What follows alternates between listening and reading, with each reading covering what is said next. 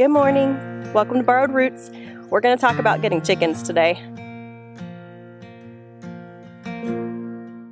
So I've talked to a lot of people that want to get backyard chickens, and they're super nervous about getting backyard chickens. They're intimidated.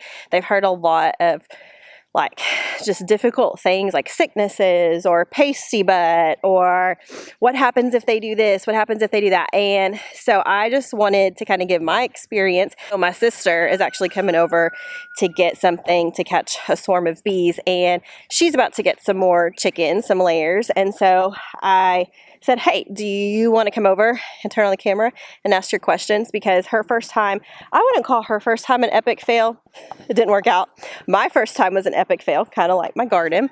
And so I just wanted to share some things that we did right the first time, but mostly the things that we did wrong. And then the second time, some of the things that we did better, and still some of the things we could have done better. And now that I've had chickens for almost 3 years, a total of almost 4, I feel like I can speak to some of those things that people get really concerned about when trying to get backyard chickens. So obviously we're not in a backyard anymore. We are on a large property, so it's a lot easier, but I still have the same amount of layers that I had in the city. We're actually adding some right now. I'll be adding about 6. Anyways, my sister's going to come over and we're just going to talk through some things, some questions that she has, things that maybe she wants to do different this time. And I don't know where my chickens are right now. I guess they're just out free ranging. They are living their best life now that we are not in the city. It's probably 97 degrees and the humidity is probably 60%. And welcome to Texas. How much space do they need in a free range area? My friend Solange has a space that's about as big as ours, and I think they have about 20, and they don't free range. They can't. No, the far one, actually. So this middle is where our goats hang out, whenever they're not out on the pasture. Yeah. Okay. So they just need a small run that's a safe space for them. There are all these ideal situations you could have where you're rotating pasture with your chickens, and you can get on YouTube and you can watch homesteaders. You can even watch somebody like me who has more space and get intimidated like, oh, I don't have all that, I can't do that. You don't have to have that. I mean, I was in the city in Dallas on a very small piece of property, and we had a dozen chickens. One thing that we would do is we would let them out in the evening and we would let them free range around, and then they actually put themselves up. That's something people don't realize. I didn't know that. I didn't know that they'll just put themselves up at night to keep themselves safe. What you got? What we have is a solar powered door, which I highly recommend. That will make your life so easy regardless of if you're in the city or the country. And basically once it gets dark, that door shuts, and when it gets light, that door opens automatically. I think it was like $60 to install. You can install in a prefab coop or a coop you're building yourself. And that makes our lives so much easier. Yeah, 100% worth it. You don't have to think about it. Yeah. And then they're safe and they're protected in their coop at night. That is one thing though with snakes and other little critters that can reach in. Mm-hmm. You do want to make sure it's protected. We use hardware cloth on the bottom, and you let it kind of bend out so that nothing can get in around the seal. Then a lot of people will put a poultry net over the top of their run to keep hawks and things away. Now our birds are protected because they've got a lot of tree space that they can get under. Can we walk out there and look? Yeah. Okay. What y'all doing? Talking about pigs. Oh, well, I was actually going to ask you if you were excited to get chickens again. Yes, if I don't have to take care of them, because the poop part is a lot. The poop part? What part of the poop did you not like? The cleaning the tray thing. Oh, you guys used a tray. Mm-hmm. Okay. We had this tray we had to pull out and dump all the poop. Well, don't worry. I'm going to teach your mom a different way, and you don't have to do that. Right? Work smarter, not harder. That's what I'm saying. I should advertise my tarot. Yeah. Tarot. If you're in look it up. If you're in Ellis County. Yeah. Brokerage. You need to buy a house. Sell a house. Land. Sell your house right now. Wait 4 months and buy one. That's what you need to do.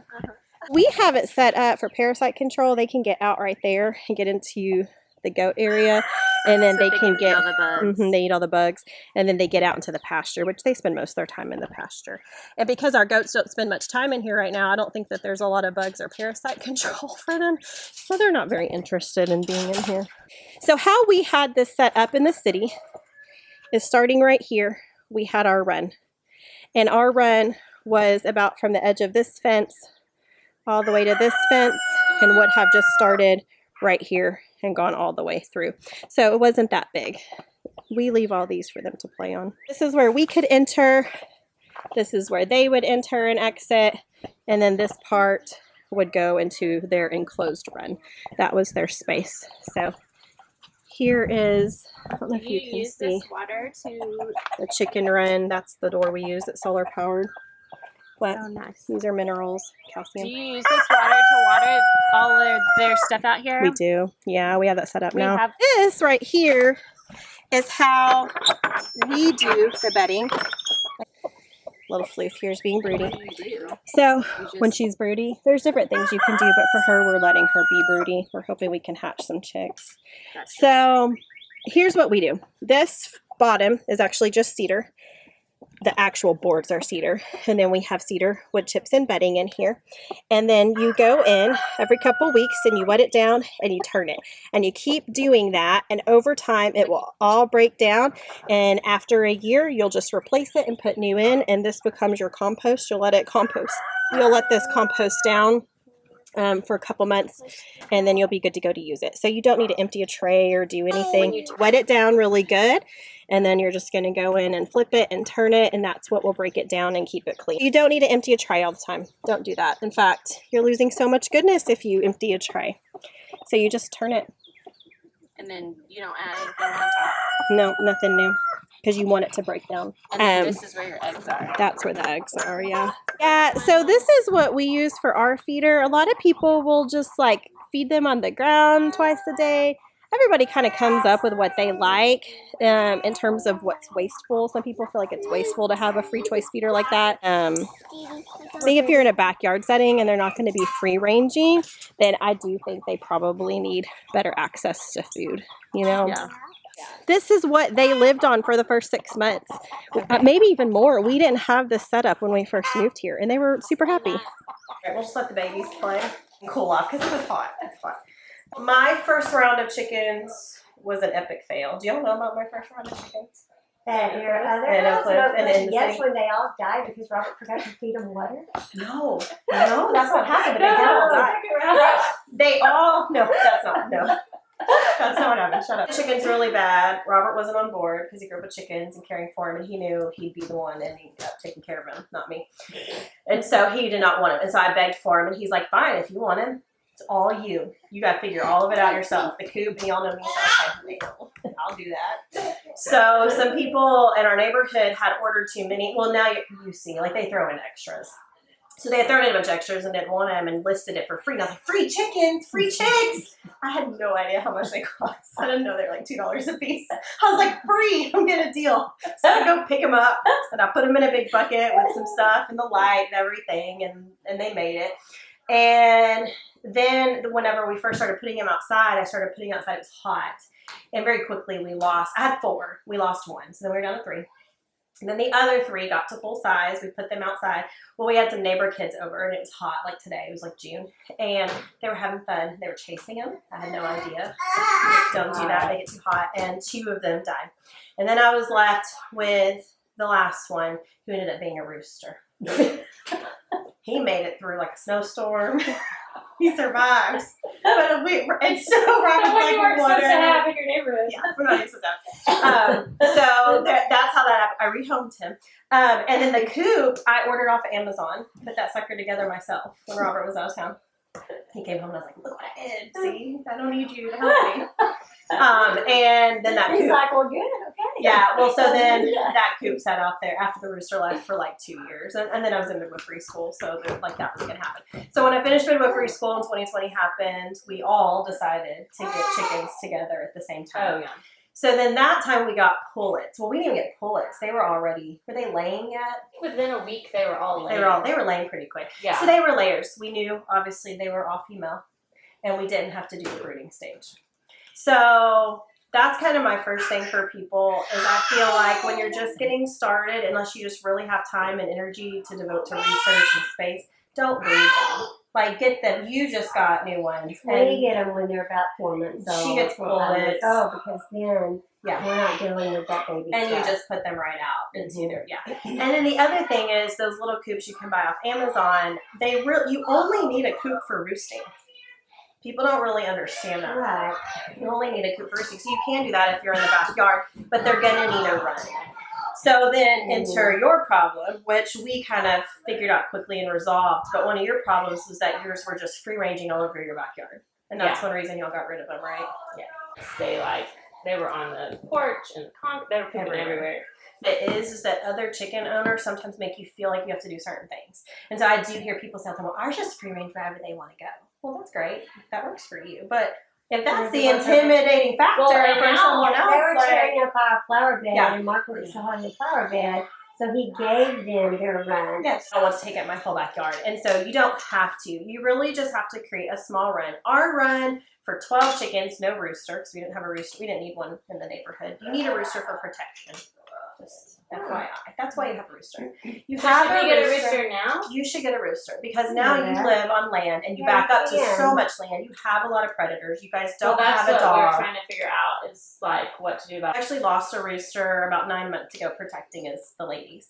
Aww. Yeah, he did a good job. And so then we had to get a new one, which he's a fantastic rooster. But that's the other thing. Make sure they're sexed. So like with my first go of it, I didn't make sure they were sexed. And so actually, we're pretty sure of the 4, 3 of them were roosters. Oh gosh. Yeah. All right, here we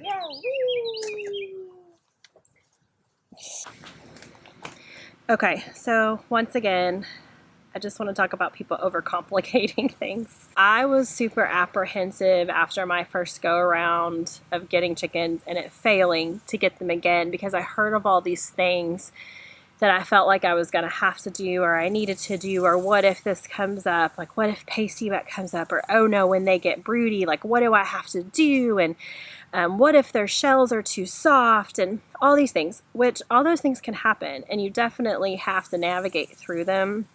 But I guess I just feel like they don't come up that often.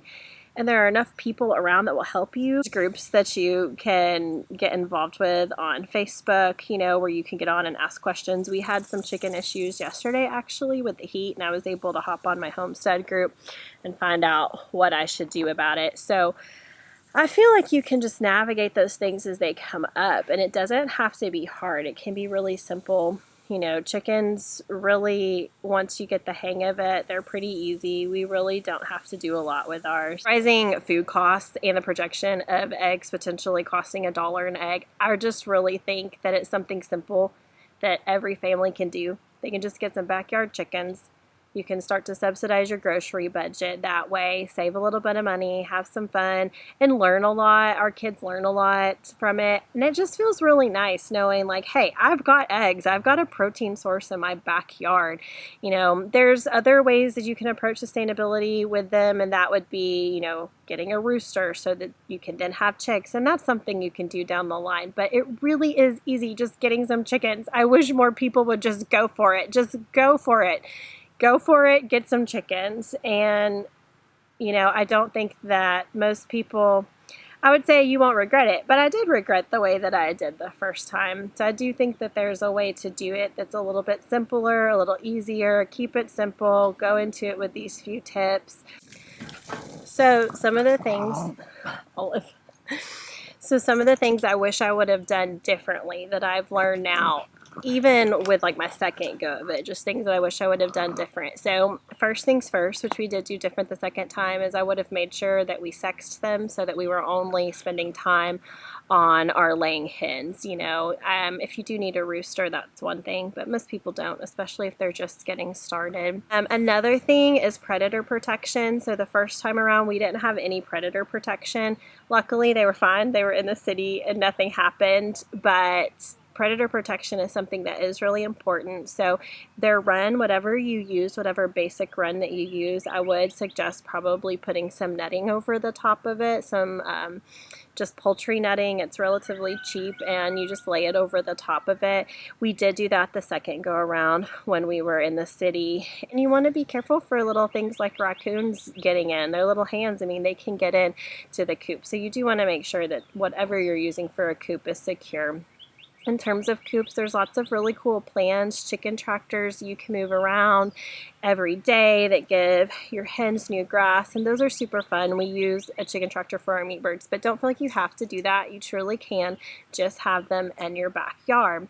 Food security is really important, I think, no matter what. I mean, there's been times over the last few years where we haven't been able to get a lot of eggs for whatever reason. I know we had a big snow ice storm in Texas a couple years ago, and you couldn't get eggs very easily for about 2 weeks. And so that had nothing to do with like, oh, these big bad things are going to happen. I mean, it was just weather related.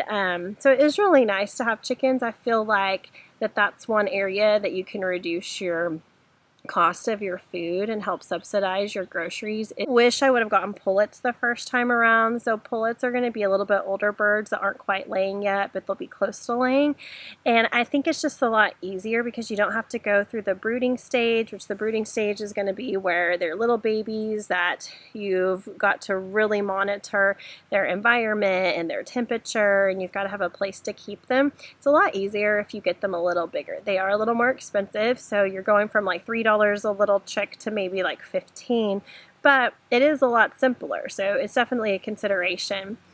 The amount of chicks. So a lot of people think like start small. So I do think that's an area where we did really great the second time. The first time I started too small, only had 4. That would have never made a dent for our family. We go through at least 6 eggs a day. So I do think you want to start small enough where don't just be overzealous and get 30 chickens because you're going to sell the eggs, but also think about your family's needs and what you're going to need for your daily intake of eggs. And then keep in mind they're not going to lay every single day.